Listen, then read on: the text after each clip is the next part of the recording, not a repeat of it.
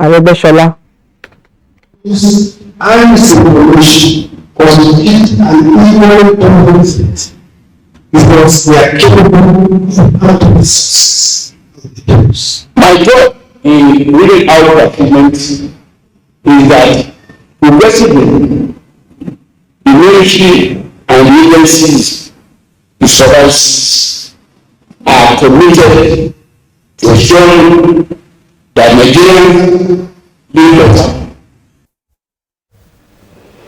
A federal high court sitting in Abuja has ordered the Independent National Electoral Commission (INEC) to resume the continuous voter registration exercise (CVR) until 90 days before the 2023 general elections, ruling on a suit filed by one Anajat Salmat and 3 others on behalf of eligible voters. Justice Inyang Eko held that continuing with the registration of voters was in line with the Electoral Act 2022 and public interest. The court also ordered INEC to ensure that eligible Nigerians are not deprived of the opportunity to have the voter card for the forthcoming poll. And that's the news for now. Good Morning Nigeria continues with Killian and Kingsley after this break. Do stay with us. When times are tough, we know that as a mother, one thing you should never compromise on is your family's oral health, because they deserve the best. Oral B, all-round protection. Great value. It protects your mouth from harmful bacteria and also protects you against tooth and gum problems which can lead to tooth loss. It strengthens your family's teeth and gives them all-round protection. So remember, protect their future. Oral B, the healthiest stronger teeth in just 1 week.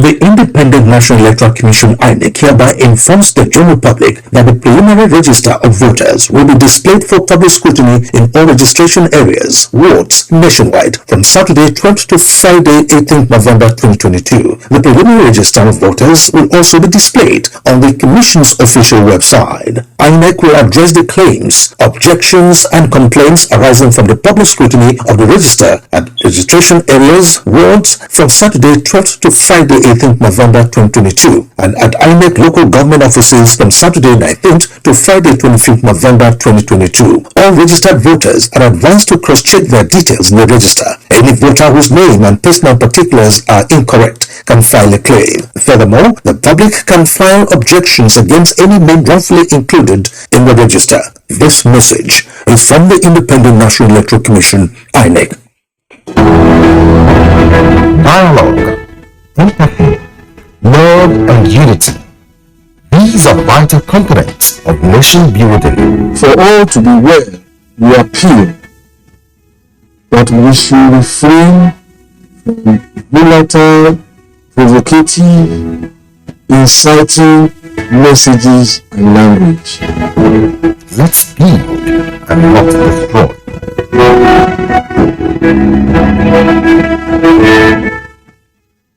Our pastors, our imams, in every church, in every mosque, please realize that in the course of praying for peaceful and transparent elections, we all have duties beyond prayers.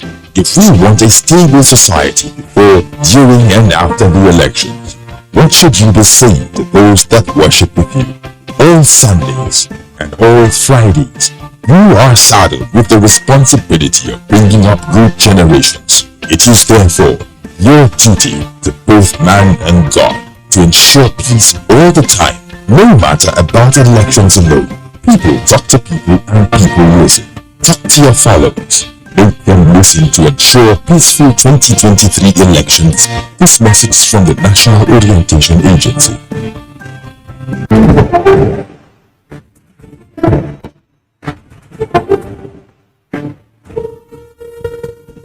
Finally, the hero of Nigeria's democracy has arrived. He shall usher us into a new phase of development, peace, and prosperity. He is the father of the new Nigeria, His Excellency President Muhammadu Buhari, GCFR. Welcome to another season of giving Nigerians hope yet again. We are sure of a great future for both ourselves and generations yet unborn. We look forward to your leading us as a nation into our manifest destiny. Though the challenges against us as a people are many, we know that your leadership shall set us on the right path to our greatness. A new dawn beckons on us all, and having you as our president is a precursor to this. Thank you for believing in Nigeria. This message is from the Nigerian Television Authority, NTA.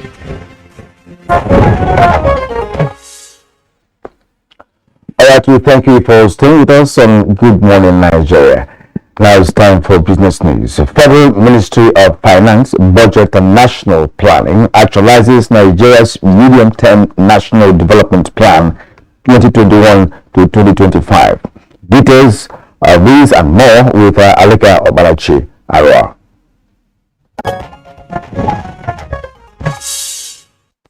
Federal government ministries, departments, and agencies are currently assessing how best to deliver on their role in the implementation of the 2021-2025 National Development Plan.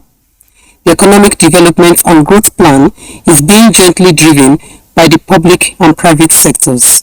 This was at a round-table discussion held in Abuja. Today's event provides an opportunity to move on from dialogue to action and pave way for the private sector to thrive and resuscitate the economy. The policy document is supposed to be like a guide for you developing your economy. You refer to it. Overall, the problem is establishing infrastructure. So private sector will take have access. Now let's take a look at Tuesday's readings on the floor of the exchange.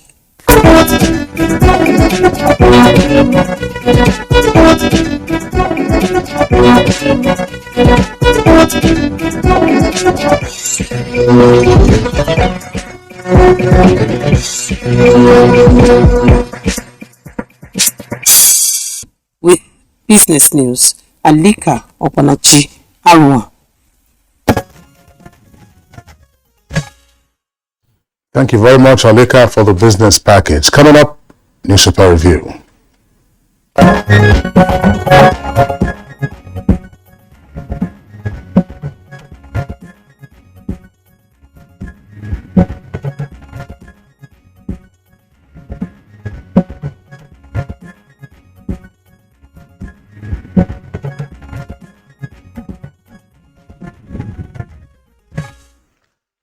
All right, and we have newspaper reviewer, Ugochukwu Ubacha. Boss, you're welcome to the Thanks for renaming me to Ugochukwu this morning. I'm Chukwu Diokulu Ubacha. Who brought in the Ugochukwu in the It's okay. Let's not make it a moot point. Go ahead. Chukwu, Ugochukwu. Oh, it's all Chukwu. The right one is Let's go. What is the difference? What is the difference between Ugochukwu and Chukwudi? Ugochukwu would mean, some of these things can be directly translated, but it's Ugo, a feather God puts on your head. Ugochukwu to Madu. Then Chukwu, the God, exists. Okay? So, whichever one you look at, it's all extols God and the benefit of humanity. You're welcome to this review. Thank you so much. All right, a lot of those that trending, where do we start? Yeah, we keep up with all right. I have the new telegraph here. The new telegraph. Of course, above the name flag, President Buhari to unveil redesigned Naira notes today. That's on page 3. Now, Nigeria lost 2 billion naira in 8 months to oil theft. That's the Senate President. The pre-panel fails to name perpetrators. It's on page 4. Rep summon Finance Minister, CBN Governor, others over 500 billion naira development fund. The story is on pages 5 and 28 of the New Telegraph. Well, he said to probe consumer rights violations by airline operators. Ahmed commissions 3 mobile scanners for Nigeria seaports. It's on page 3. We're expecting 135 more for all ports, border stations, according to the Customs CG. The story is on page 3. Osun INEC to tribunal, delegate certificates not in our custody. Of course, there's a writer to that. Nigeria and $741.48 billion revenue from oil and gas sector in 21 years. All right. Now, the story on the New Telegraph. StarMart, 3 others versus electoral body. Court refuses to order INEC to resume voter registration.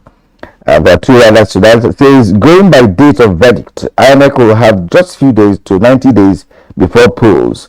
There are numerous threats to 2023 elections, says Mustafa. Fake news threatening polls. That's according to the federal government. All that on pages 2 and 3. 2 police women, 54 others die in auto crash. It's on pages 6 and 10. 10 feared dead as killer herdsmen sack Enugu community. Villagers plan to deposit corpses at Enugu State Government House. It's on pages 6 and 7. Komani, Buhari flags of oil gas exploration in Bauchi, says project breaks years of oil search outside Niger Delta.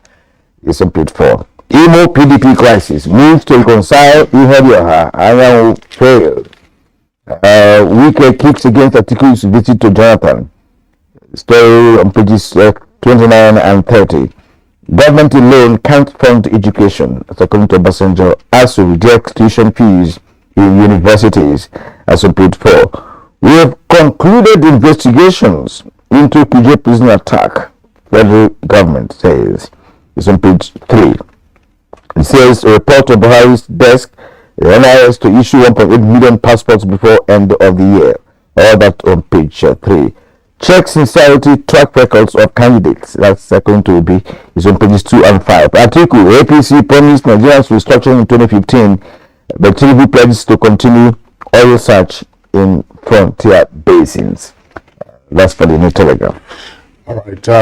We also have the Blueprint newspaper, and below the main plate says Kolmani project has attracted over $3 billion investment. That's according to President Buhari. Restates net zero carbon emission by 2060. Nigeria lost $2 billion to oil theft in 8 months. That's according to the Senate. There won't be conflict between Bauchi and Gombe. That's according to Bala, governor of Bauchi State. Federal government and Al-Mustafa warn fake news, disinformation, and arms proliferation threatening 2023. And you have a number of riders to that. It says purveyors will see red, enough is enough. Police and NSCDC, that's civil defense, and others assure readiness for general elections. 2 million Benue IDPs may be disenfranchised, or Tom tells INEC. Kano most peaceful in the north, according to Ganduje. Khan sets agenda for Atiku, Obi, Adebayo, and others. Christian body has no adopted candidate or political party. Court orders INEC to resume voter registration. Page 5. Ogun, pastor to others arrested for allegedly killing friend for ritual. Physical examinations of cargo laborious, says finance minister. 17 killed on Kwale Abaji Expressway. Bureau cautions on speed limit and night trips. Suspected headers invade Enugu communities, kills cause.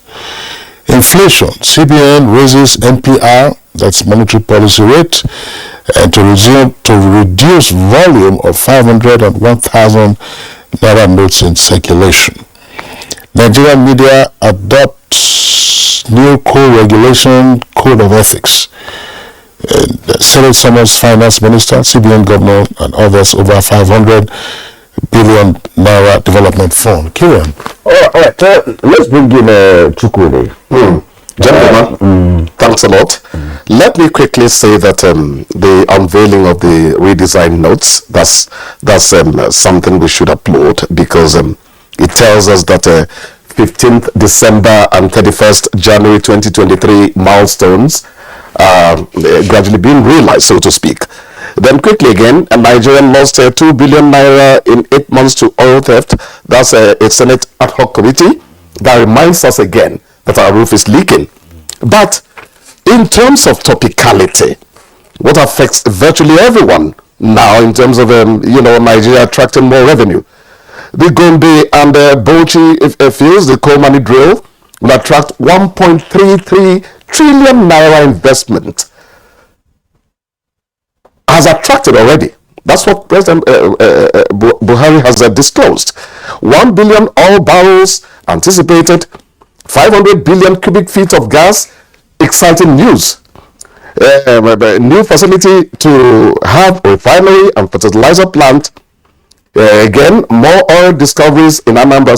These are further projections. It will seem that the new Nigeria Development Company investment in partnership with NNPC Limited is a worthwhile investment. Kingsley was raising a hand of caution yesterday that discovering oil might not necessarily translate into dividends in reality, because so many things happen in the crust of the earth. You are only prospecting.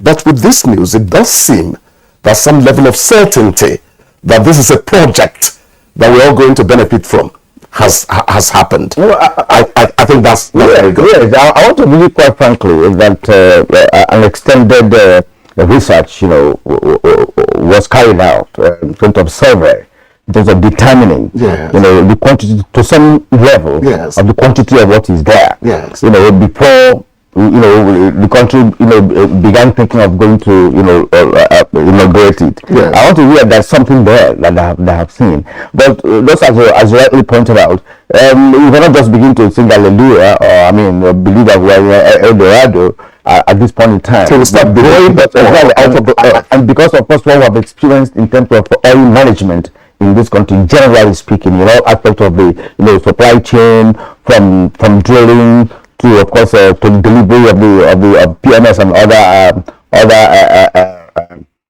energy giving medicine that we have in the country, gas and what have you. So, the management is the problem, but perhaps we are singing, hallelujah now because we have discovered the oil is very, very interesting. But I think we said yesterday, we can't be 100% sure until we get deep into it. Before we go to please in-depth, input, which I appreciate a lot. You raised some kind of caution there. Do you know that 2 days ago, the communities were saying, we do not want to have the Niger Delta experience. Exactly. We can all sing hallelujah about discovery of oil. How do you manage the environment? The people are saying employment is coming quite all right, but please, oil pollution is also a prospect. I think it's something that we have to be very careful about. Kingsley, you want to add to that? Well, again, what I said yesterday, it's what I want to repeat today. Yes. A basin is not the top of this desk. No, it's not. It's not. A basin, it's a huge acreage. And you're going to have wellheads in different locations, drilling points and so on and so forth. And again, let us be careful. An oil well is not like the kind of water well that people dig and then you use a bucket to bring out the oil. Oil production is an expensive and time-consuming process because it will also involve a lot of rock blasting. So again, that's part of the caution that residents in that basin area will have to contend with, or they have to be educated. Yes. That look, this is not a Boko Haram explosive that is going off XYZ. And the Niger Delta area, where oil exploration has been going on for several decades, you have to blast the rock in the earth's surface to be able to access the crude oil. Yet it's not even a very rocky terrain. On the surface it may not be rocky, but where you get the crude oil is not trapped on the surface of the it is right there in the belly. It's a heat, absolutely. And that's why I'm protected by nature. And that's why I cited the example given by engineer Meka, and he said that crude oil, you have to tease it because it's like a female, and that sometimes when it's coming out, it's just a tiny stream. And before you start gathering, and there are many locations where you will have these facilities. But my question yesterday was, let's not assume that we are jumping to this one. First of all, nobody will go there without seismic data being available. That's it. And seismic data has been available for most parts of Nigeria. You have new frontiers in Anambra, for instance. You have new frontiers in Dahomey. Yeah. You have new Dahomey, which is of course like the Lagos area and so on and so forth. You have new frontiers in Sokoto. You have new frontiers in Enugu, which is part of what the Frontier Fund under the Petroleum Industry Act is intended to utilize. Yeah. But let us also again remind ourselves, 10 years, 20 years ago, there were a number of countries in Africa which had no oil and gas. Today, they are producing oil and gas. I'm talking about Mozambique, for instance. And some countries on the East African coast, they were not oil producing in the past. Equatorial Guinea. No, Equatorial Guinea always was. But on the east coast of Africa, on the east, Mozambique, for instance, was never an oil producing country. Yes. Zambia has also found so it turns out that as the age of oil is coming to a close, everyone is getting all of this. And then again, look, you also have to worry about the infrastructure. That's why let us not say next year will come and somebody will say, where is the revenue from the Bauchi Gombe Basin? Now, where is the revenue? If you drill, there are pipelines required. They say you have integrated. Hang on, you say you will have a refinery. Maybe Bojula refinery. You're going to have a petrochemical complex. Well, all of these things have to be built. We're built in the past. Yes. We've been doing oil in Nigeria, and because the president has said that there are going to be investments. People will come in with their money. They're multinational. They are coming national. They know the oil technology is not new, to the world, right? So the important thing is that look, that we are focusing on that now, and perhaps there are availability of funds to some extent, and then we bring in the let's also underscore what the president said, that at a time of energy transition, we've been able to attract this much. And Nigeria's canvas has been, look, we need gas as our energy transition. If you know, some of the big players, money that you invest in oil and gas industry, it's not small money. It's not. It's not small money. And those who are bringing in the funding have their own calculations. And if they say that their principal focus is on renewables and so on and so forth, big issue. But if this has come now, the challenge will be maximize it while it's available. Yeah, you're saying that seismological and geological have a common denominator, eventual actuality. I agree with Kingsley, but I think we have reached a level of certainty that we should all begin to be happy about. Court refuses to order INEC to resume voter registration. We're inviting me into a conflicting scenario. That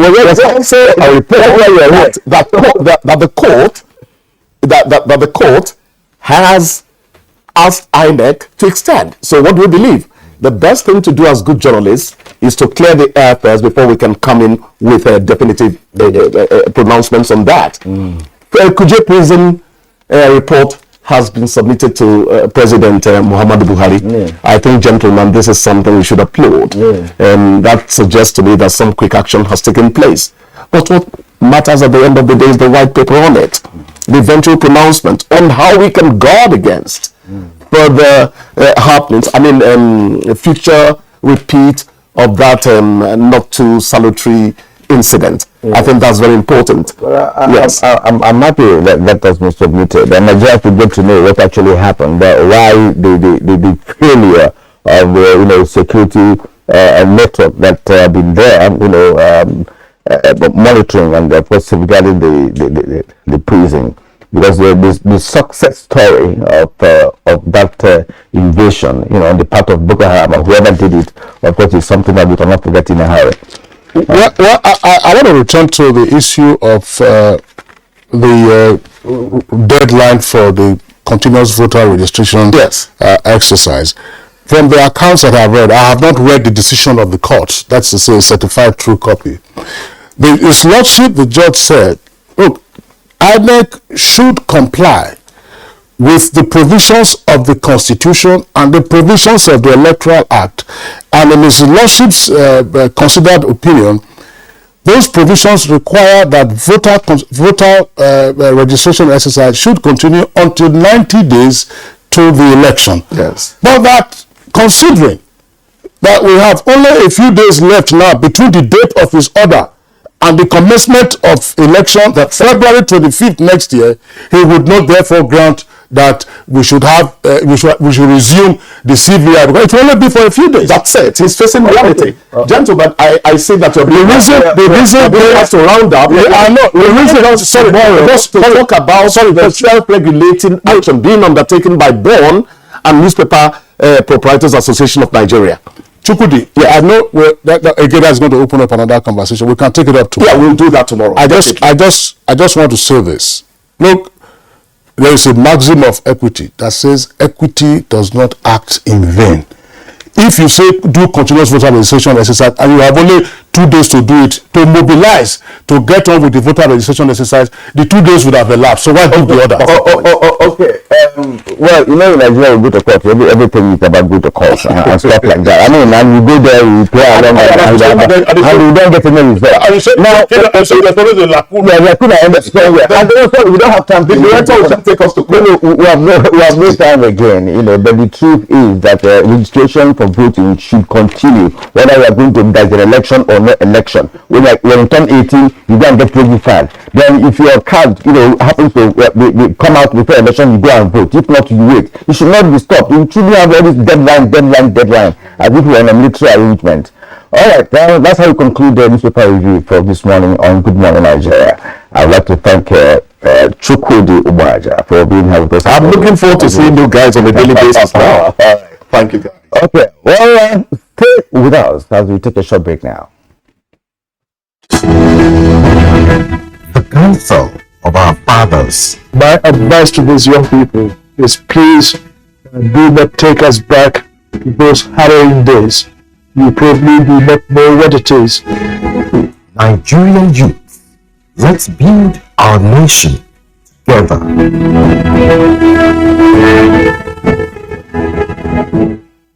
Nigerians, elections are here again. Let us shun violence. Let us play the game according to the rules. Do not be a thug. Say no to violence. Let's rise and defeat violence, crime, and sabotage against the peace of our nation. Nigeria is the only country we have. We must do everything to keep it united. We must avoid any act that promotes hate and disintegration. Say no to separatist movement, terrorism, fake news, hate speech, religious bigotry, and any act that tends to divide us as a nation. Watch out for strange gatherings and suspicious movements. Restrict access to sensitive documents and data, the disclosure of which may damage national security. Educate your staff and family, particularly on measures to safeguard information and report security breaches. Apply relevant legal security guidelines to protect yourself and your neighbors. Due to misinformation and wrong choices, some idle persons resort to vices in their greed to get rich quick. They resort to kidnapping, killings for rituals, and other heinous crimes. Avoid wrong use of the social media. Before you broadcast that false message, think twice. Ask whether it will promote peace or violence. For safety at home, still be security conscious. Educate your household on safety tips. Report all suspicious movements and persons to the security agencies nearest to you. Be a good citizen. Be patriotic. To pass security information, please call 0813-222-2105, 0915-339-1309, 0908-837-4514, or send a mail to dsspr@dss.gov.ng. This message is from the Department of State Services, DSS. The violent and criminal activities of indigenous people of Biafra and its armed wing, the Eastern Security Network, present the greatest threat in the Southeast zone. However, kidnapping for ransom, armed banditry, communal clashes have been some of the security threats that bedevil the region.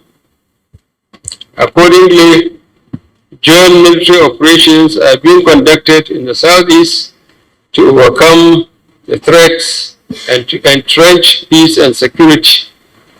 The military effort, in collaboration with other security agencies, are achieving the set objectives, which are the defeat of the threat and restoration of peace and security in the region. This message is brought to you from the Federal Ministry of Information and Culture.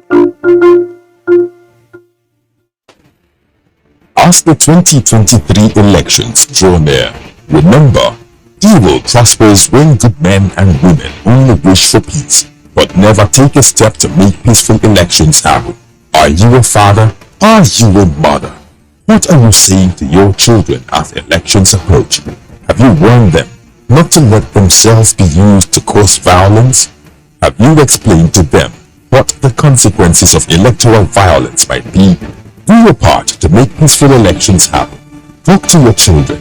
Protect them from unscrupulous politicians who want to put them in harm's way, while their own children are comfortable at home, within and outside the country. Let's join hands to make 2023 elections peaceful.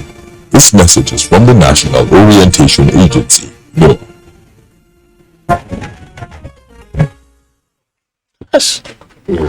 All right, so thank you for staying with us on Good Morning Nigeria. And to begin our conversation on the CBN MPC resolutions, here is a background report put together by Joseph Otseng.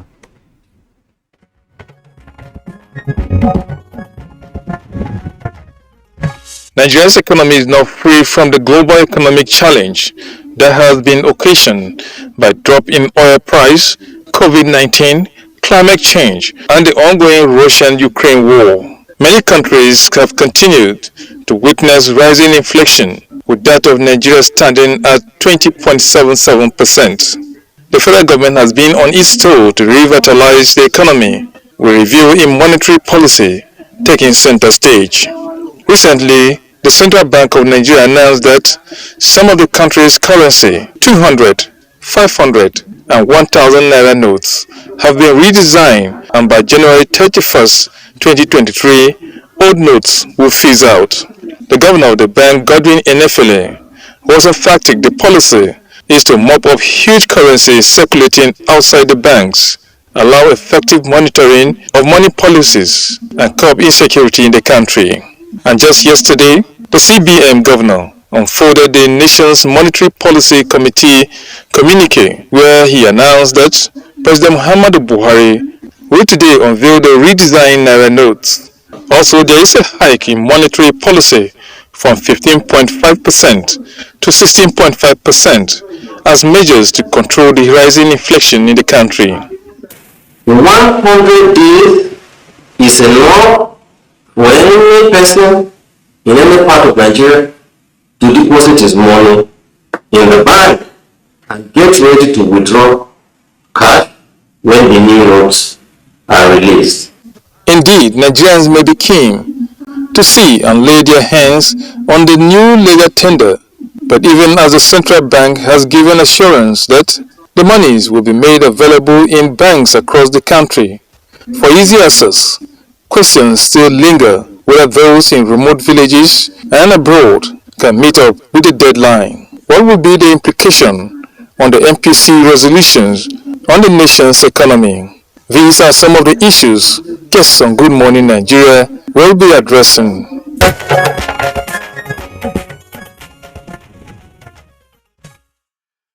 All right, thank you very much, Joseph Otseng, for that background. We have our guests to discuss this issue, and they are regulars on Good Morning Nigeria. We have of course, the privilege of the presence of Professor Mike Obadan, Professor of Economics and also a member of the CBN Monetary Policy Committee. Professor Obadan, we're glad to have you this morning. Thank you very much, Kingsley. It's my very great pleasure. Okay. Good morning, Nigeria. All right. We also have with us another regular, Professor Uche Waleke, Professor of Capital Markets at Nasarawa State University in Kefi. Professor Waleke, good morning and welcome. Good morning, Kingsley. Good morning, KN. Good morning, Nigeria. All right, Prof. And from our Kaduna studio is another professor, Professor Yishao Ango, Professor of Finance and Entrepreneurship from Kaduna State University. Well, Prof, good morning and welcome to the program. Okay, well, we have actually lost contact with our Kaduna studios, and we are back to it. So we hope really that we're going to get Professor Yusho Ango back, in our studio in Kaduna for the conversation. Kingsley. All right, thank you, gentlemen.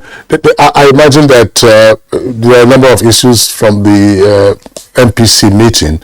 The first has to do with what is fairly obvious, that's to say the NPR set now at 16.5%, up from 15.5%. Some would say that this is part of the uphill battle that the CBN is fighting in terms of dealing with inflation.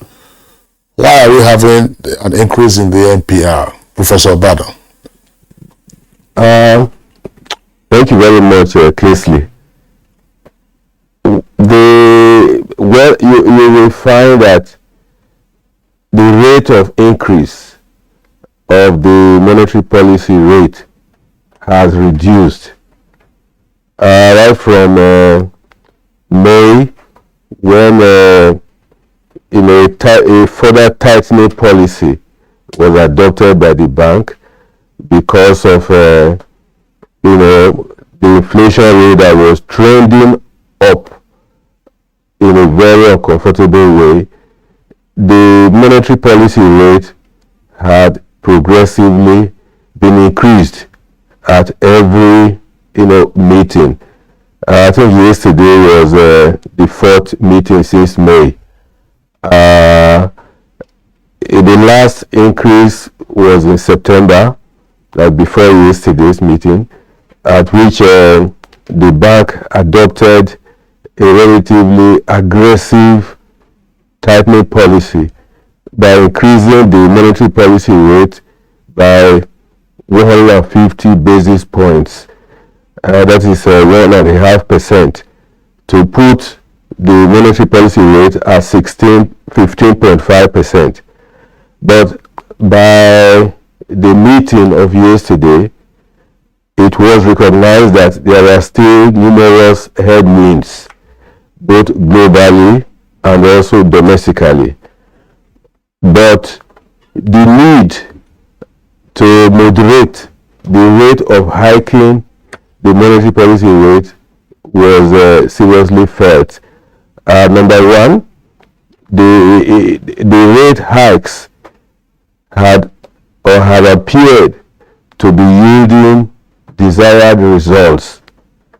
The desired results or expected outcomes relate to moderation of the rate of inflation. We expect the rate of increase of headline inflation, core inflation, food inflation to start reducing and eventually reduce to very comfortable levels.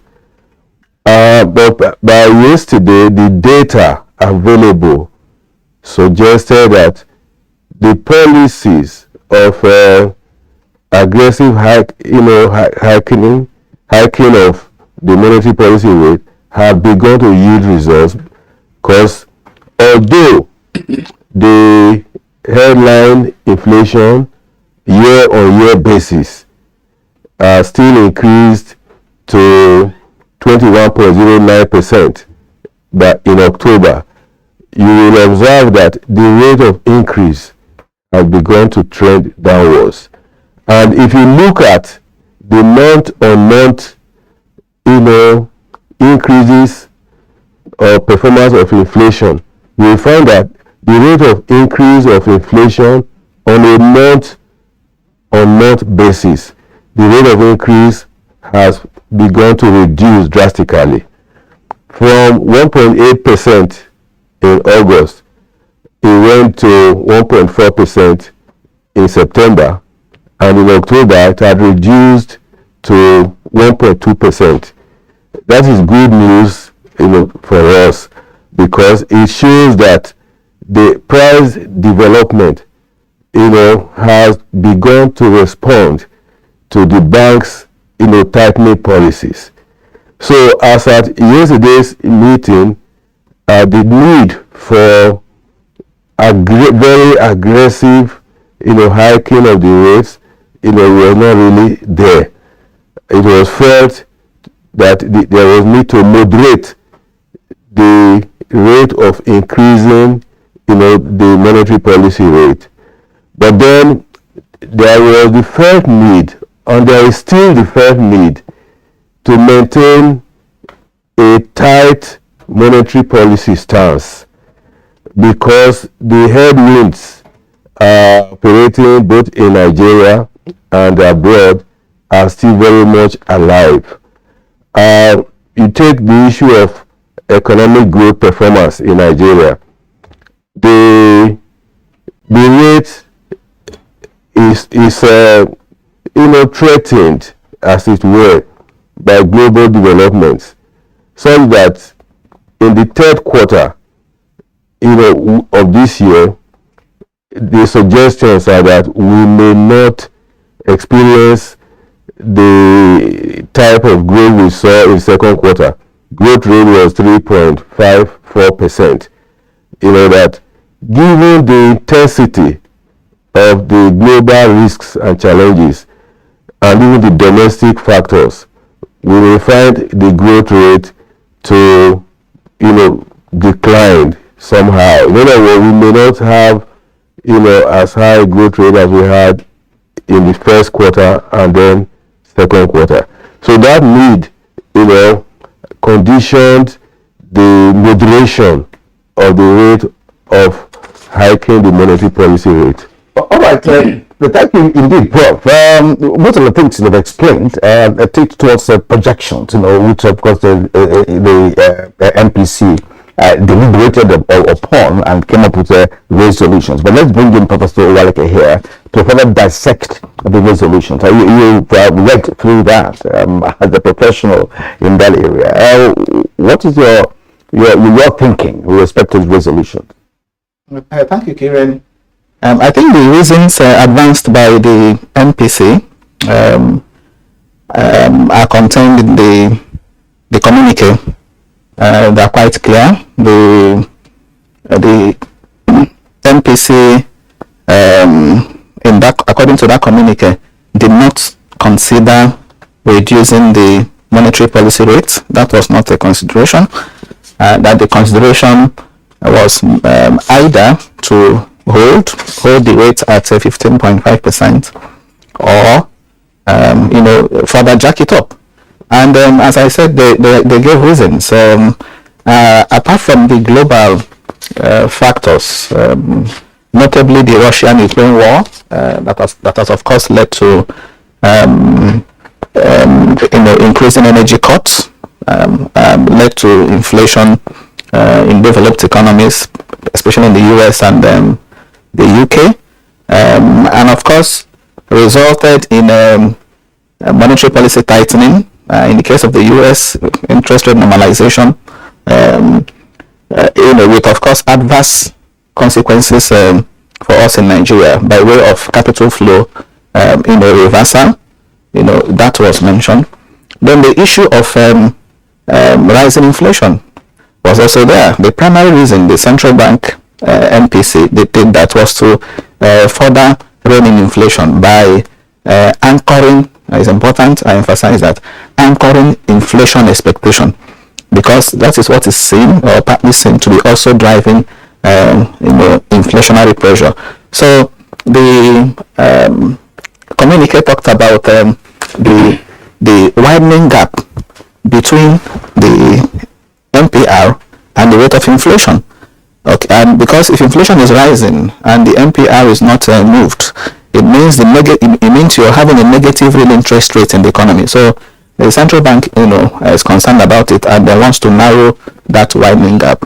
And there's of course the issue of pressure in the forex market, the exchange rate of the naira. They need again to also stabilize the exchange rate and possibly have an appreciation in the value of the naira.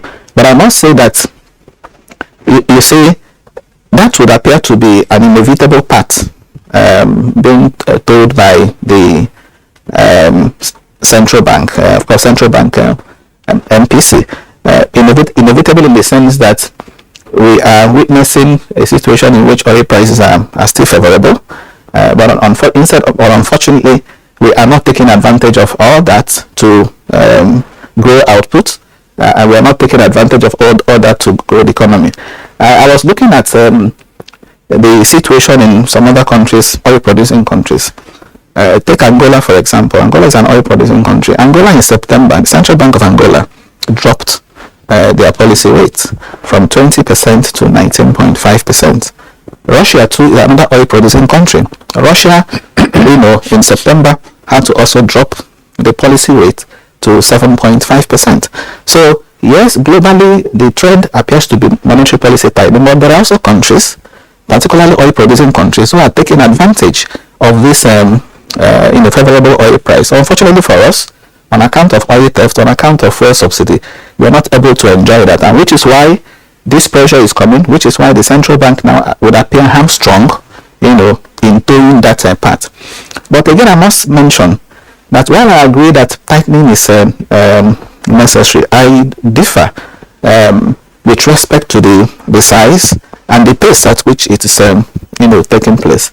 And that's because, again, of our peculiar situation, as a country. Yes, we're looking at growth rate, and he has rightly mentioned that growth, as we speak, is threatened. If the economy grew by 3.54% in the second quarter of 2022, and there is every evidence or likelihood that the pace of output growth is likely to tank. Now, what that means is that the aggressive tightening of monetary policy will really hurt economic growth. As we speak, the cost of borrowing now, even by the government, has risen. The recent 100 billion naira sukuk bond issued by the of course on behalf of the government, which opened on Monday, closing on the 29th, is being issued at 15.56%. That's very high. So interest rates are rising, okay, partly on account of this monetary policy tightening. We saw a cumulative tightening of over 400 basis points, between May and September.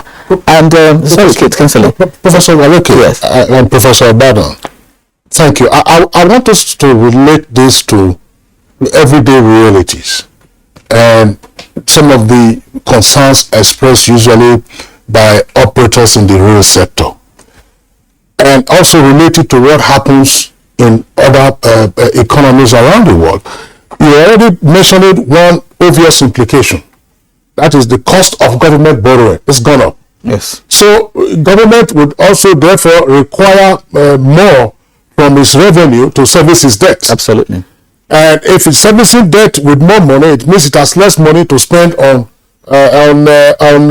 infrastructure and other goodies. Financing the budget. Professor Obada and Walek, how do you explain this, for instance? That yes, once the monetary policy rate is set, we know that lending rates from the commercial banks and others will of course be a heavier markup on the MPR. People will then tell you the cost of borrowing has gone up, which then becomes a disincentive for further investment by the real sector.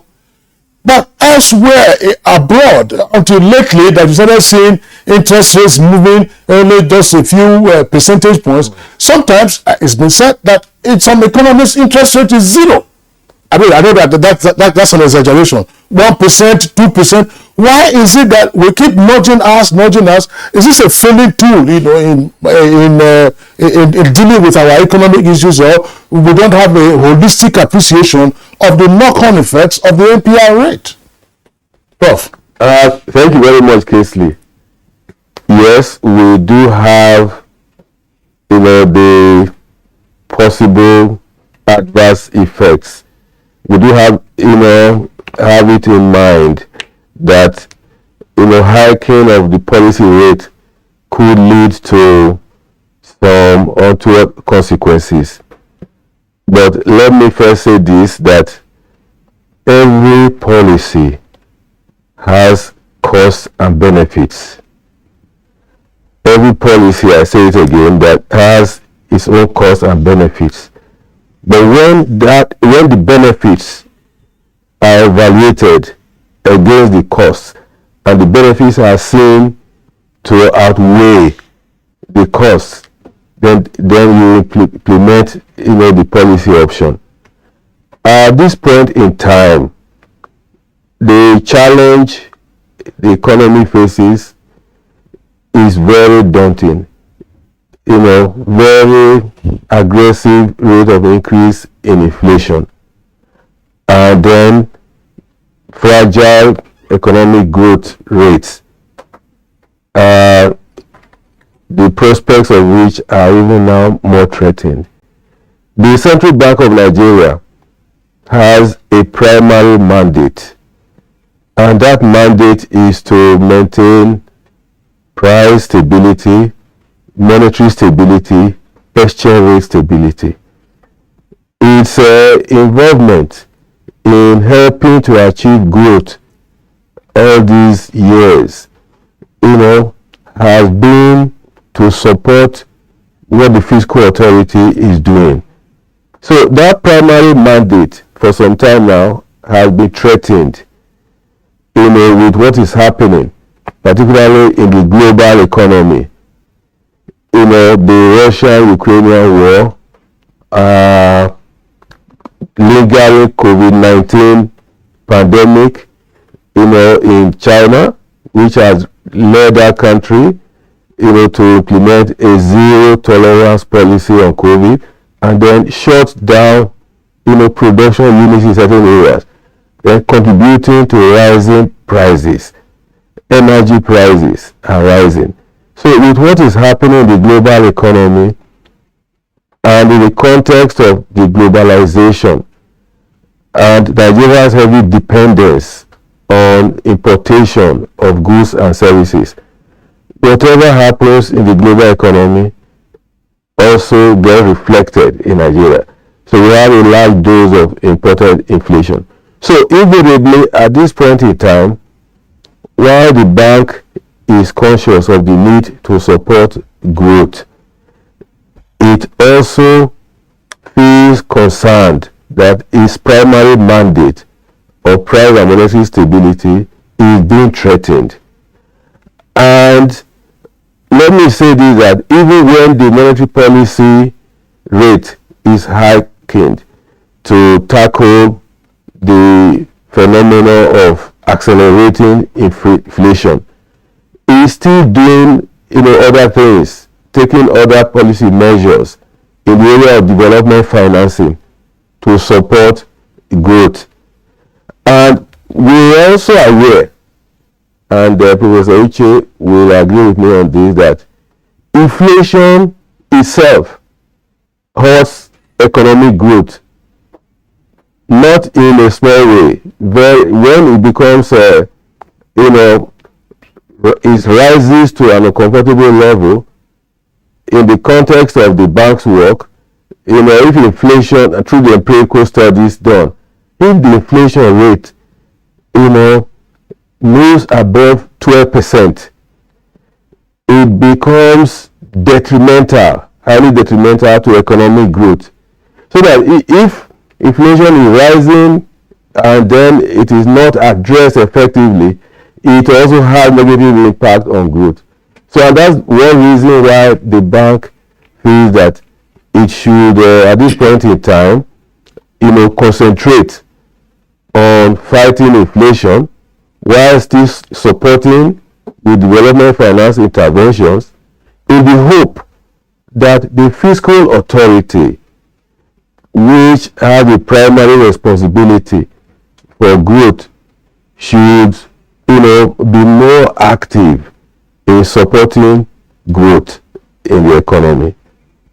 Well explained. Professor Waleke, I want you to coming from the point of view of the cost and benefits of monetary policy tightening, which of course the MPC has engaged in. What are those benefits? Now, because one, if whatever decision taken by the MPC is not addressing inflation, for instance, the analogy by Professor Hobadan would have been in vain. But from what you explained, there is this balancing act that should be put in place to see how the CBN will not just be allowing the monetary policy to deteriorate to a point, so it has to take action. That's the point, and it's inevitable that has to happen. Now, what are those benefits drivable from this resolution? Well, there's no going back as it is at the moment. Yes, well, the major benefit is the possibility that inflation rate will be brought to a manageable level. Inflation that the central bank can will now have a handle on the inflationary pressure by anchoring inflationary expectation. So for me, that's the major benefit. And from what we have had, the fact that central bank has been tightening for some time now has resulted in the deceleration in month-to-month inflation rate we have seen, especially between September and October. The inflation rate on a month-to-month basis, appear to be dropping. So that is the major benefit. Another benefit is the fact that when you squeeze liquidity from the system using high MPR, it also tends to reduce the pressure you have in the forex market. So there's also the likelihood that the exchange rate may appreciate when you tighten monetary policy. And there's also the possibility too that if you increase your rates, now relative to yields abroad, that may also trigger some capital flows into the country. As we speak, external reserves are on the decline as at the last time, dropped to as low as gross external reserves is now below $37 billion. So the central bank is concerned about the drop in external reserves and may want to shore up reserves via increase capital flows, because if you don't increase rates, for example, it could lead to capital flow reversal. So capital outflow, because yields in developed countries on a risk-adjusted basis, are higher. So these are the benefits. But as I said, there are also cuts. So it depends on how you look at it. The first casualty is output, is economic growth. There's no doubt about that. Yes, I agree. There's a link between inflation and economic growth. But interest rate also has its own channel through which it affects economic growth. Because if interest rate is very high in an economy, it also means that small businesses, have difficulty accessing credit, from banks. Because what that means is that banks automatically reprice their own, loans. Once MPR jacks up, the MPC jacks up the MPR, banks reprice, interest rates go up, and it may also lead to a situation in which even the financial stability, prudential ratios of banks, get threatened. If interest rate is up and banks begin to experience non-performance in terms of their loans, their loan portfolio, so non-performing loan may also go up. So that ratio may go up. Right now, the central bank tells us is still below the threshold of 5%, 4.8%. But if you continue to tighten, you may also threaten the fact that non-performing loans are within a threshold. So these are some of the costs. And also, I've also mentioned the issue of cost of government borrowing. And look at us in this country. We have budgeted 6.3 trillion naira to service debt in 2023. So if central banks continues to tighten, now I talk about the pace and the size. If they continue to tighten at the rate at which they are going, it will now rubbish the 6.3. It means that what we have provided for in the budget, maybe inadequate to just service the loan. So on balance, again, I see the central bank, of course, looking at it from their own perspective. Central bank has a primary mandate, there's no doubt, of maintaining price and monetary policy stability. And the World Bank and IMF have, always been reiterating this. At the last World Bank IMF meeting, okay, this issue came to the fore, that central banks should rise to their mandate of price and stability. And just recently, the concluding statement by the IMF staff on Article 4 also reiterated that the central bank should further tighten monetary policy. In fact, in that staff recommendation, they view that what the central bank has done so far is inadequate in terms of tightening. The central bank should further tighten. So what I'm saying is, I'm in agreement with what the central bank MPC is doing, but I'm saying that if I were a member, remember too that out of the 11 members, 2 actually voted for 50 basis point increase, and I'm sure in the committee, Professor Badan is one of the doves I see in the committee, because I read his last personal statement, and I must also say, Prof, your personal statements, are unique. You give point by point, suggestions on the way forward, and in one of the personal statements I read, while we are not that hawkish, as some others. So I am saying that I would have also been in that kind of shoe, adopting a dovish stance, given the fact that we must strike a balance between, reining in inflation and also attempting to support growth, which is critical. Professor Waluke, thanks, and Professor Badan, thanks. I see one obvious policy implication already from the explanations, gentlemen, you have provided. Namely, how much attention does the National Assembly pay, for instance, to resolutions of the MPC?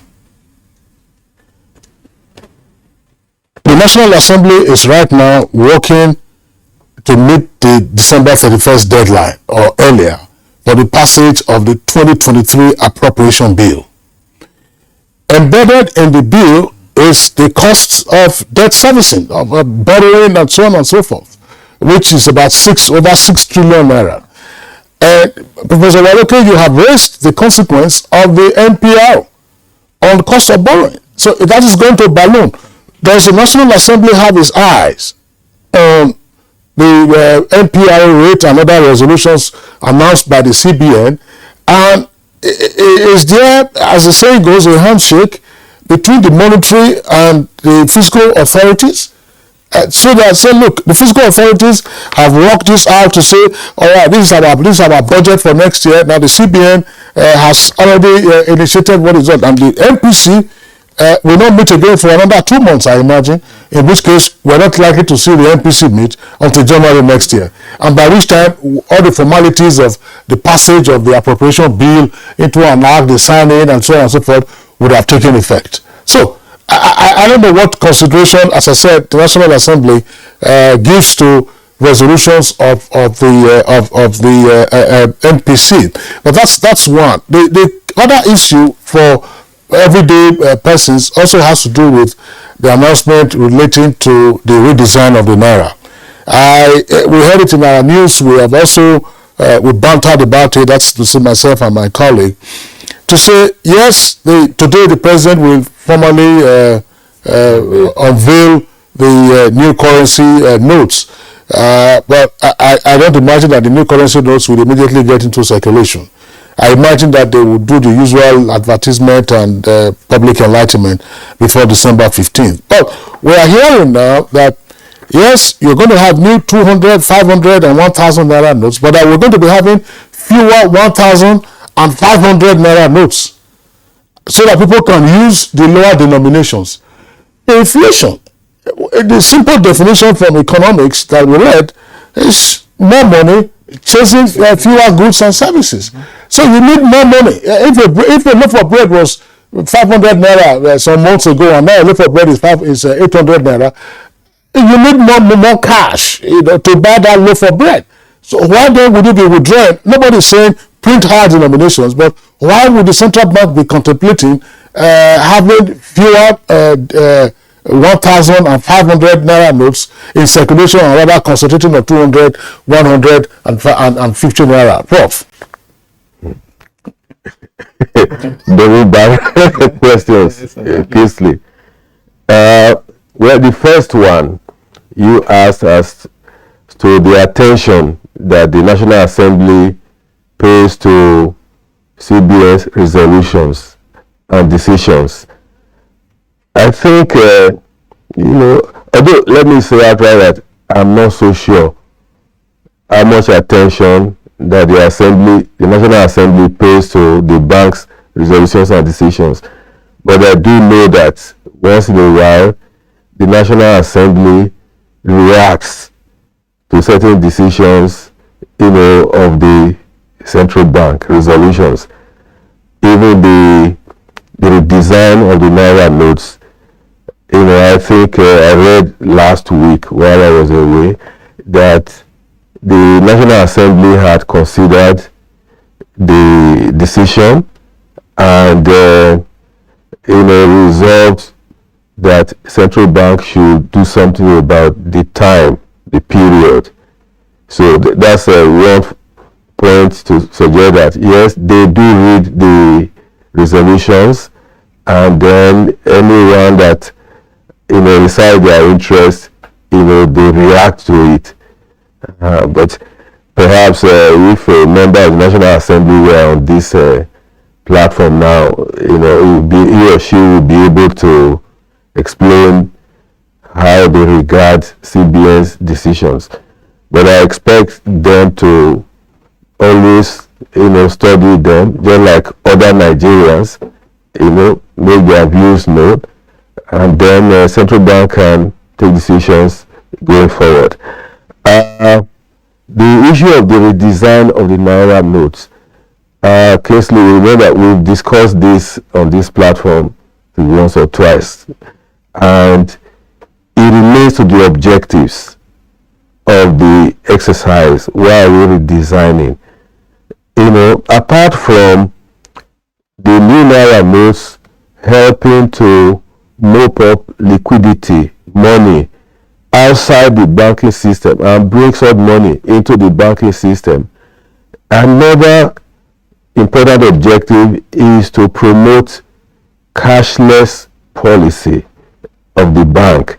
Let us minimize the use of cash in economic transactions and embrace the electronic means of payment during transactions, and also embrace the e-Naira notes, which is also an electronically based strategy.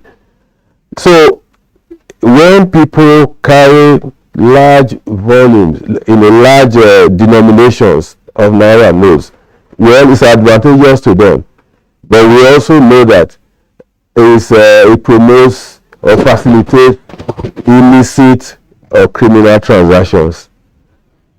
And the cost of printing also such notes is higher than that of the smaller denominations. So essentially,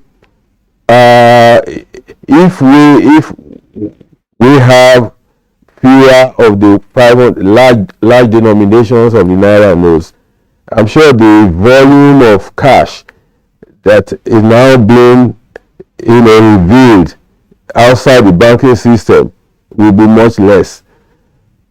And so Kingsley, it's not that the new notes or the gradual withdrawal of the large denomination notes is meant to punish Nigerians. No, not at all.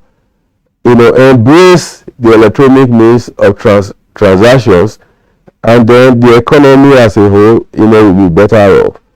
So it's going to be gradual. But let me also remind you, Kingsley, that in the UK, in the US, you see their denominations. I think the higher denomination of the US dollar I've ever seen is $100 bill. In the UK is £50. When we Nigerians travel to the UK and we want to pay for transactions with £50 notes, they become surprised. So invariably, smaller units are encouraged in those climes, and people are encouraged to use the electronic, platforms for paying for transactions. But I think if we succeed in that respect in Nigeria, the economy will be much better for it. All right, we are being asked to go on a break, but for me to lose my line of thought, with respect to what Professor Baden explained, let's CBN projections actually show that the economy is expected to remain on the path of positive growth. And here is a country, according to Prof, which you pointed out earlier on, that depends largely on the importation of goods and services. We're talking about inflation. We have more money and less, goods to chase with the money. I'm talking about units of naira that we use. We have lost the coins long time ago. Yeah. I don't know whether it's as a result of economic reasons. Like we've lost coins, in our units as well. So just very briefly, Professor Warek, I wanted to also speak to some of the things that he said with respect to that. And again, this projection that we are already on the path of a sustained positive growth, where is it going to come from when we don't manufacture? Where is it going to come from? When in terms of agricultural produce, there is no value chain as much as we should have it as a nation, and what have you. How will that occur when we are exporting much less? How will that also occur when we now know that oil theft has left Nigeria not getting what it should earn on daily basis? Yeah, thank you, Kinsley. Kirian, yes. First quarter GDP growth rate was 3.51. Second quarter GDP growth was 3.54. 3.11 first quarter. Second quarter 3.54. I think is based on that trajectory. If you extrapolate that, we are not likely to go into any negative territory before the year runs out. So I'm sure that's what they mean, that we'll continue to be on the path of sustained positive trajectory. But that doesn't mean that it is not going to be lower. It's likely to be lower in this third quarter, and also likely to even be lower in the in the fourth quarter. You asked a very good question. Where is growth going to come from? Okay, I think it's largely still going to come from these resilient sectors. Trade, for example, contributing 16% to GDP. Financial services, you've seen the corporate results of some banks. Despite the unfavorable economic climate, they are managing to still keep their heads above water. Okay, ICT too is another sector that is also driving. So these are the growth areas, and they will remain so. But of course, for me, the productive sectors are not growing as they should. Talking about agriculture is still growing at less than 3%. Manufacturing, the last GDP report, just 3%, and on a quarter basis, even in negative territory. So you have a situation in which services sector, which is accounting for about 56% of GDP, is the one, particularly trade, ICT, financial services, driving growth. And then the productive sector, the industry, okay, agriculture contributes about 26%,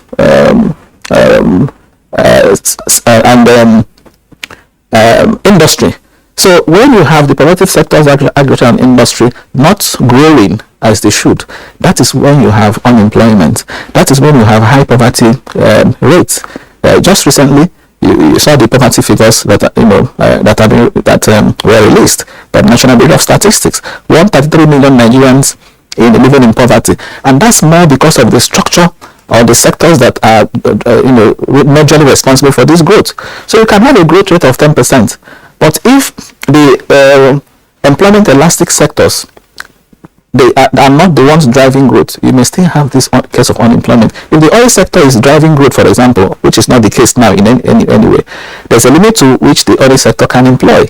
Okay, and that is why we need to focus more on the productive sectors to be able to drive growth. And that is also when you can reasonably bring inflation rate down, because there are non-monetary factors driving inflation. Inflation is not being driven by the fact that you have too much money in circulation and central bank is trying to squeeze liquidity. It is more driven by these non-monetary factors. Okay, insecurity is one of them. High cost of energy crisis. Energy is another. And so on and so forth. So the critical question as an adjunct to this will be: why are we not able to ramp up growth in the real sector, in agriculture? Because I think there's this been overwhelming focus on the services sector, financial services. You have fintech, you'll be hearing all kinds of things, services, X, Y, Z, and where the jobs are to be multiplied in vast numbers, we fight shy. We're going to take a short break. When we return, you'll have a response to those issues. We face mostly now are flashes of cowardly attacks from the rump of groups that have been routed in one location or the other, moving to another to give the false impression that they are still strong. Our ultimate goal is to eliminate them altogether and restore total and lasting peace over every inch of the Nigerian soil. Sounding tall, we take it home. We are determined to ensure that every inch of the Nigerian soil is safe. That determination is there. The order has been given. But we shall continue to protect the lives and property of Nigerians and foreigners in our midst. We shall continue to work for the peace of the nation and deter elements that constitute threats to the people. We shall bear the full powers of the government to secure every inch of our land. We shall not rest until peace is fully restored to Nigeria. This message is brought to you from the Federal Ministry of Information and Culture.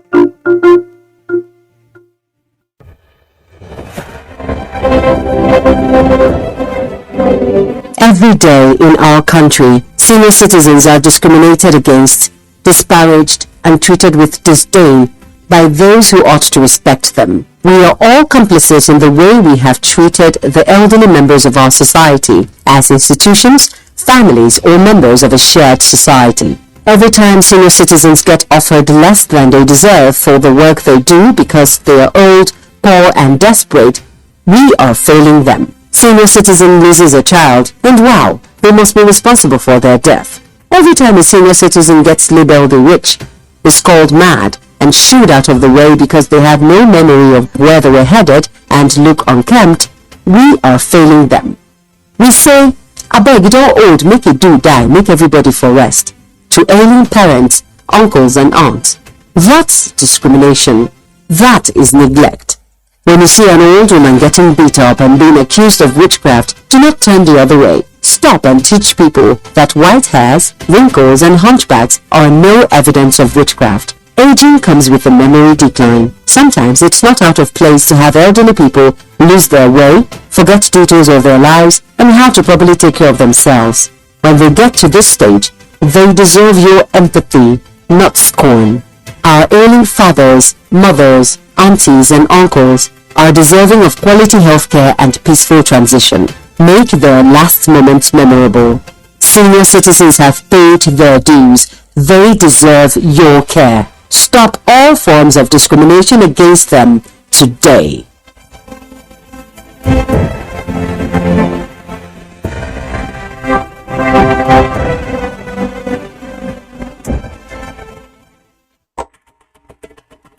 To every politician, as the campaigns gain momentum and passions begin to rise, remember, the errors of your opponents do not make you a success. Do not run down your opponent and inflame passions to violence between and among your supporters. What counts is what you plan to do for the electorate and how you intend to relieve the sufferings and bring succor Nigeria is in dire need of patriotic leaders at all levels, leaders who will make national development their priority. Concentrate on telling the electorate what you intend to do when you get into office. Focus on making your vision clear to the electorate. Don't engage in verbal abuses, fake news or speeches. Keep dealing with issues that will bring progress. You win the hearts and minds of the people by being above board, by being civil, patriotic, and showing empathy. Let's join hands to make the 2023 elections peaceful. A message from the National Orientation Agency.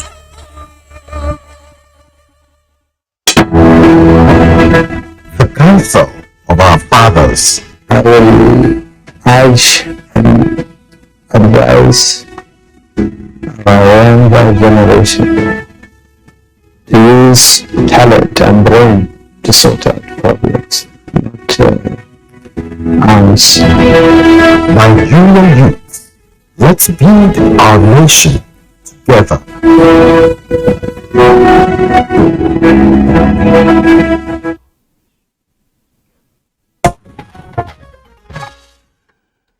You're watching Good Morning Nigeria on the network service of the Nigerian Television Authority. We still have our two regular guests with us in the studios, Professor Mike Obada, Professor of Economics and member of the Central Bank Monetary Policy Committee, as well as Professor Uche Waloke, Professor of Capital Markets at Nasarawa State University. Just before we went on the break, I raised the issue following the explanation by Professor Uche Waloke as to why our focus appears to be more on the service sector, and that the service sector has now become a major driver of our economy, whereas the job creators in agriculture and industry, that is still manufacturing, those job creators are lacking.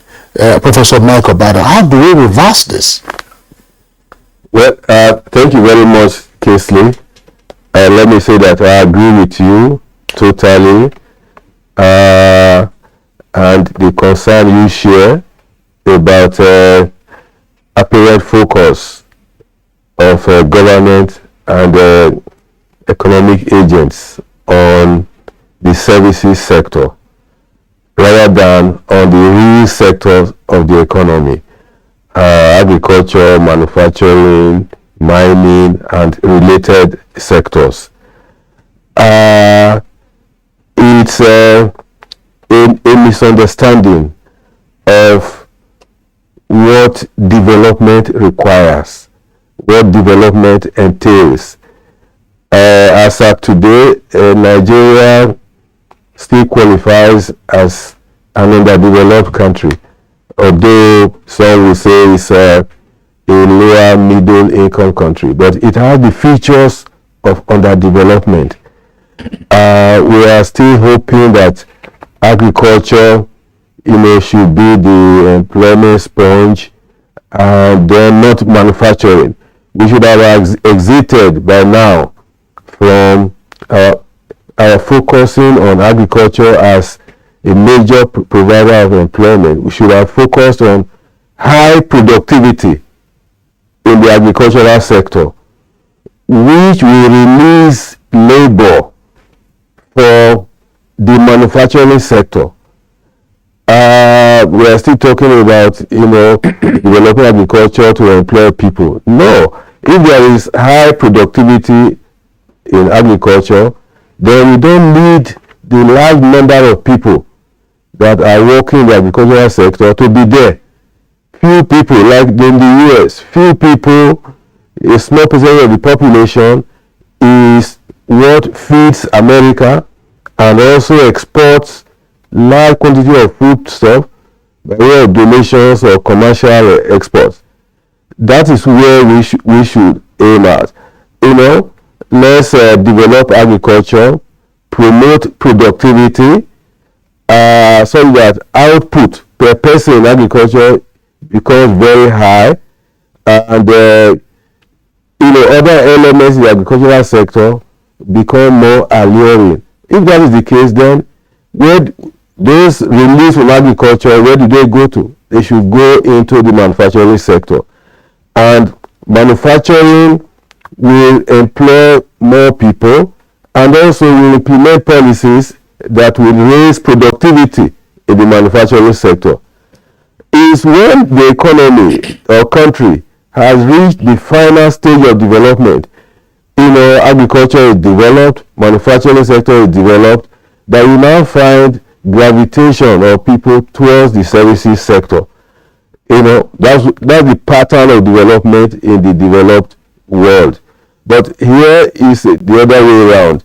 The country has prematurely, transited from an underdeveloped economy to a highly developed economy with the structure of output that we have seen, whereby the services sector account for about 55-56% of the gross domestic product as at this point in time, which ordinarily should not be. So that's a feature of an industrialized economy. And so what we do is to review the incentives system to manufacturing, to agriculture, how to promote high productivity in agriculture so that we have more output per person and more output per acre or area of land cultivated. And then manufacturing for now should be the actual focus. And let me say that the Central Bank of Nigeria in its development finance interventions appreciates that, the role of the real sector. That is why its development finance interventions are concentrated on the real sectors of the economy. It was only recently, because of the need for greater employment creation and even foreign exchange earnings, that some focus is now being placed on the services sector in the creative industry. So the environment for business to grow must be created. All along, the manufacturers have complained about unconducive environment. They have very good points there. And we all know the features of an alluring investment and business environment, which are lacking. Basic infrastructure is, fundamental. A situation whereby, businesses, enterprises talk about BYOI. That is to say, build your own infrastructure. All right. I'm interested in this area of development finance intervention, which the Central Bank of Nigeria engaged in, since this administration came on board. It's so interesting, But what I feel, Nigerians feel, what was also lacking in the entire development strategy that we have over the years has been the less attention on science, technology, and innovation. When you say you're manufacturing, you want to engage in manufacturing, and you are depending on importing 100% of the machinery that you require, you are not going anywhere. Because if you look at what the Asian Tigers did, they, like you said, build yours, develop yours. I was excited, when in Indonesia, I met a Nigerian who was engaged in the manufacturing of tilling machines, hand-wheeled tilling machines. And I was shocked. He took it to his factory in Indonesia. Perhaps because he didn't have the condition environment that Prof was talking about in Nigeria, he could have done the same. Now, if we are not churning out our own machinery, how do you now get into manufacturing? How do you now process your agricultural produce? How do you add value to the agricultural produce? That's why we have fruits and other items perish. Those ones that are perishable within a few period of time. So now, should there be a redesign of our development plan as a nation to inculcate some of these items? Because if we don't, we may rely on these balancing act. The people like Prof, who are eggheads, who understand the economy, are helping to manage the country as it is. When fundamentally we are empty in terms of having the capacity to manufacture or produce even what we eat. Right. So, Professor Waleke, where do we go from here? Because we go by America's priority list in terms of budgeting. First of all, number one is science and tech. Right. Then the military and others will follow. So why is the reverse the case here? Thank you, Kirian. I think it's about getting your priorities right. If you look at the 2023 budget, the budget proposal, the one before the National Assembly, go and check the capital votes for science and technology. It's less than 30 billion naira. The capital component for science and less than 30 billion. Meanwhile, what were provided as contingency under the service-wide vote, if you take the recurrent and capital, is about 45 billion. And if you check again the overheads of some of the ministries, overheads alone, over 30 billion. So overheads for a ministry is in excess of the capital component you have for science and technology. So it's about prioritization. Look at again the 2023 budget proposal. What we have voted there for recapitalization of development finance institutions. You can go and check. Just 10 billion naira to recapitalize development finance institutions in Nigeria. We've just voted 10 billion naira. So it's about priority. And to be honest with you, we cannot develop without building productive capacities. Productive capacities, in according to the UNCTAD, the United Nations Conference on Trade and Development, has 8 components. Apart from the human capital, where we talk about education and health, natural capital, energy, transport, other components, one important component there in building productive capacity is structural change. And that brings us to the issue we are discussing. We need to balance this structure that is in favor of services, because it is under industry, and in favor of industry and agriculture. It's under industry where you have manufacturing. Manufacturing alone has 13 activities, where you have cement production, textile, car. That is manufacturing, and that should be the engine pulling this economy.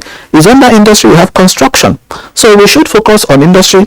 We should focus on agriculture at this stage. You see, trade, the services sector. I've mentioned some of the elements there. ICT, financial services.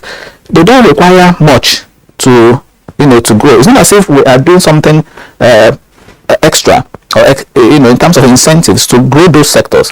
Those are sectors that are more or less on autopilot, growing because they are leveraging on technology, as you mentioned. They're leveraging on ICT. Take the financial services sector, for example.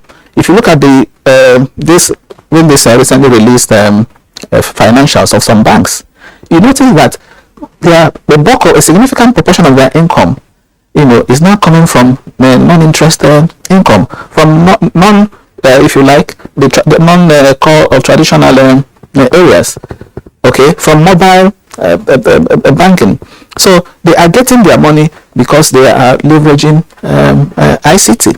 So because manufacturing and agriculture, these are traditional, we need to really incentivize them. And that's also why I am not too comfortable with the suggestion by the IMF, the IMF Article 4, that central banks should scale back on the interventions they are doing.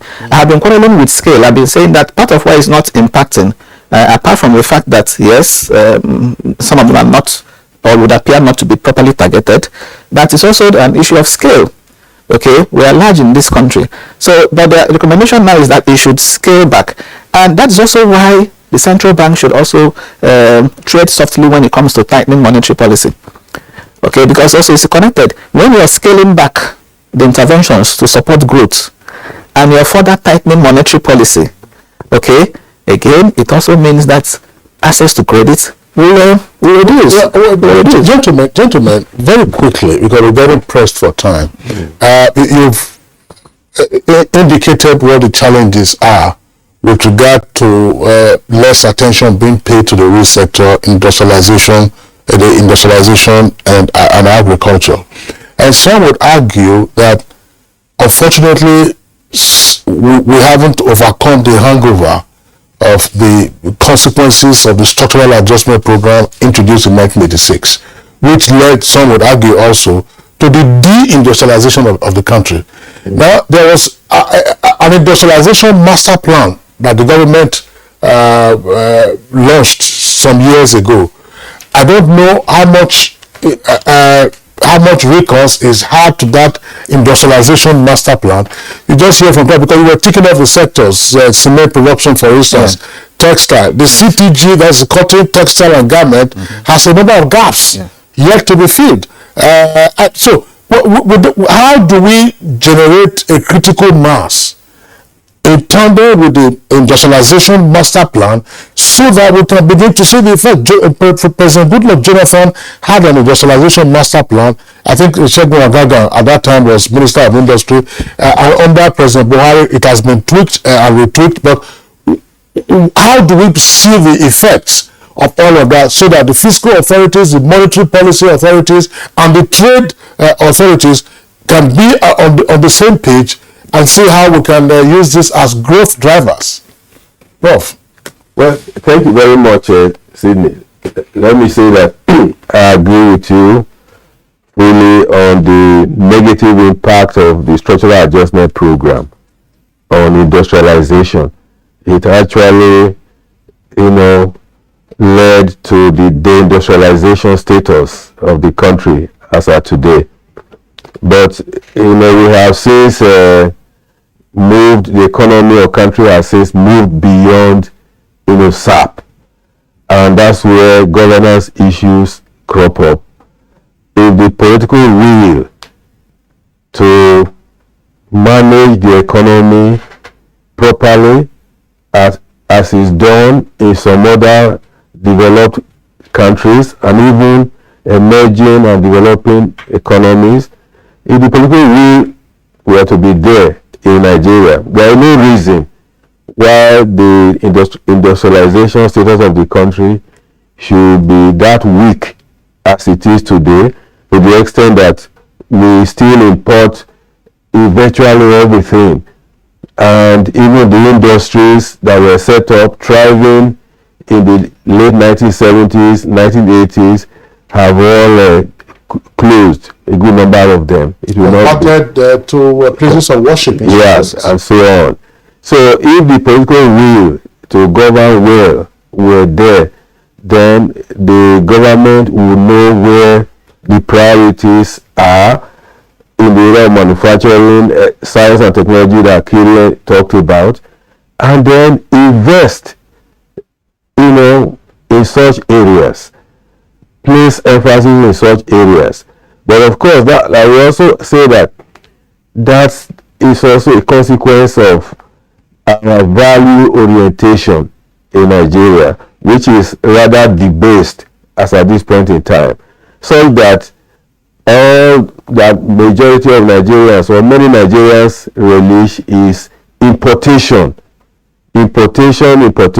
of all kinds of goods, so that even the S&T science and technology products that some Nigerians have made efforts to produce, they are hardly patronized, and such products are left to further away. But while the importation of similar products, are given priorities. So invariably, government efforts will need to be stepped up. All right, Prof. Thank you. It's a matter of political will, as you pointed out, because if the Asian tigers can do that, any other nation or nations, could also do that. It's a matter of being deliberate about prioritization. All right, Professor Michael Badam, Professor of Economics and member CBN Monetary Policy Committee.